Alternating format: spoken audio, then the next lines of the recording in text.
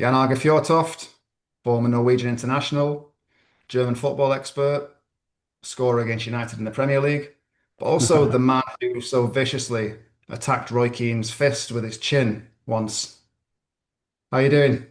I'm fine. And the funny thing is, on Sunday, I was with Roy again. He was with Sky, and I was with Viaplay doing a game.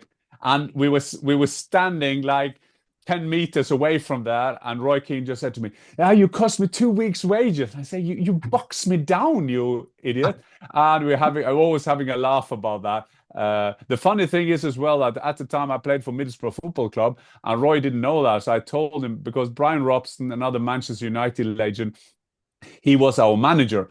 And they told me to sign a letter, which we're going to be sent to the FA to reduce the penalty as a suspension that Roy Keane would get. So, but he's still on about his 2 weeks' wages.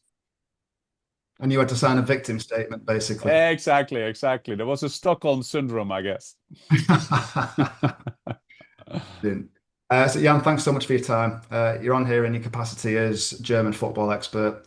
You can see where this is going. I'm going to ask you about Benjamin Sesko. You've obviously had the privilege of watching him in a professional capacity for the last couple of years. What have you made of him in general terms? Well, we've heard about him all the time, haven't we? Because I'm also got a foot in Austria because I played for Rapid Vienna for 4 years in Austria, and we came as a young kid to Salzburg, and we heard about this enormous monster of a player that had a lot of abilities and skills that you don't think that a tall man like him will have. So we knew about Vivel, who was then central, who is now head of recruitment at Manchester United. Followed him, and then they took him to RB Leipzig. I mean, that was an internal Red Bull affair, and he still improved. And I think that the good news for Manchester United in the first place is that there you have a player who is desperate to play for Manchester United, and that's good because when you need to, I'm not saying rebranding, but you need to come back. You need to restart, the mission to be back among the best. You need players to love to play for Manchester United. That tells you the status of Manchester United after being 15th in the league and one of the greatest talent in Germany. Slovenian international wants to play for Manchester United. Yes, Vivel was now very central as well, but that is a great sign, and it's good to see him in the Premier League. You spoke about seeing his development. What was that development really? What areas did you see him sharpen and hone? Because obviously you've been on the journey yourself as a striker, learning your trade. What did you see? What was the player that started versus the player that left? Well, first of all, when you've seen Shesko, you think that this is a guy who will be unbelievably great header. This is a player who will probably be, as all number nines, a bit not clumsy, but you see a lot of tall players who are a bit clumsy. But he's like opposite. I mean, he has improvement to do also in his heading, meaning that he has to take advantage of his height. He's very quick. He can keep the ball. So I think that for him, it's now all about getting that consistency in his game and take steps. He has more or less gone the same route as Erling Haaland. And Erling Haaland being in Salzburg, going to Dortmund, him going for Salzburg to Leipzig and then to Manchester. And I think that there will always be improvements. But the biggest improvement and why people should be patient, and we know that's a luxury. There's no patience in football. We just saw when he came on against Arsenal, people felt that he should have scored, and he touched the ball 4 times. I mean, that is also for the team to be used to have that kind of striker. Uh, what was good now against Arsenal, you saw Cunha and Mbumo found their position there between the midfield of Arsenal and the defenders. But Cesco, if you have that kind of striker, you can also play the ball up to him. You can get the team up, follow the ball and up to him. He would keep the ball, and you saw also at the end there when you were desperate to get a goal, put in crosses. You have to put in crosses for him, and I think that's going to be the key. Cesco got to be used to Manchester United type team, but the Manchester United team also need to be adjusting to a bit to Shesko to play on his strengths. Brilliant point. And but off the field, What do you know of his character from those? Obviously, you've spoken to people that work with him, coaches or the players. What's the impression of him as a character? I guess a good lad. And you can compare him a bit with Rasmus, and I see Rasmus Høyden. You compare, you have a young striker in, and he got to lead the line, and which is a big toll on young players. But you have to say that Sesko and Benjamin got a lot more experience. I mean, he's played over 40 times for his country. This is a guy that always be kind of thinking forward, thinking in steps. I'm not going to compare him to Erling, but again, you see the career moves has been done in the right way, and I think that is his choice also to go to Manchester United. Just shows you that is a guy that got a great attitude. He sees that is good for my development, and I will go there to improve.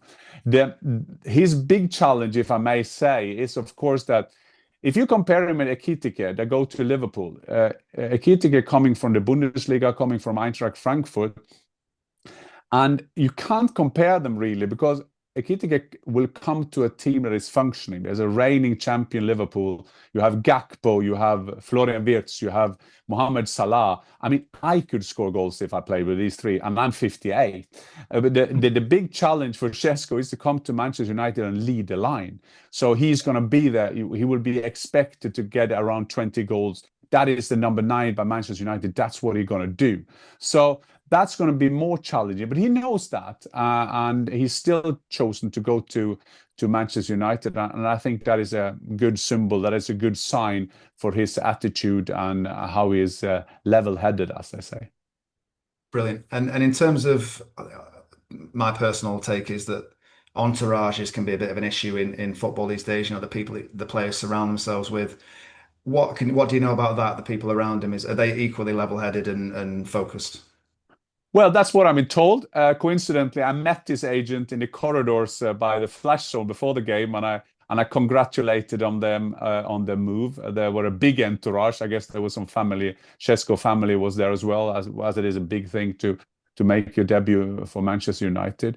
And you'll always see that you need to find a balance between the agent, the advisors, and the player. And you see there are a lot of examples now in English football as we speak, when you see that the strategy been done is wrong, because you see on the one hand you see Etze who kind of is loyal to Crystal Palace, will be there at training, will probably play a game against Fredrikstad tonight. We are recording this on Thursday, and then he will get his move to Arsenal. You will see other players do the same, and then you do have Isak and Vissa that using the different strategy, which I don't support at all, because that is you are a Manchester United player or you are a Brentford player till you are gone.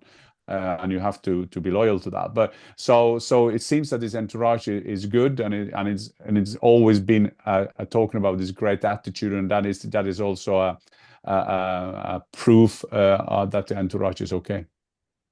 Brilliant. And just finally, Jan, you obviously it's a fool's game to make predictions, but you've been around the block, you know the game, you know everything that's involved. You've seen what he's got, you've seen what United need. Do you see a good fit? I see a good fit, but it's quite interesting. I mean, when you analyze the game against Arsenal, they should have shared a point. They should have a point each on that game because Arsenal were not so good at all. But I was speaking to Amorim after the game, and my first question was, I'm not sure what to make of this. Am I positive because I compare it with last season, or am I positive because you have taken steps based on the preseason and that you got your players in here? So it's hard to say. And why I'm saying that is that the example I did with Ekitike, that will probably take longer time for Sesko. It will always take. There's so many coincidences as well. You need your first goal. I remember myself when I came to England, got a bit injured, took some time, lost a bit confidence. So you need that first goal. You saw that by Rasmus as well. He was struggling at the beginning, and then you kind of, in our time-assuming age that we're in now, you need to deliver yesterday. So I just hope that the staff in and around Manchester United will have some sort of patience and don't read too much social media. And I think it's a good fit. At least you have all the physical and mental skills to take on the job as leading the line at Manchester United.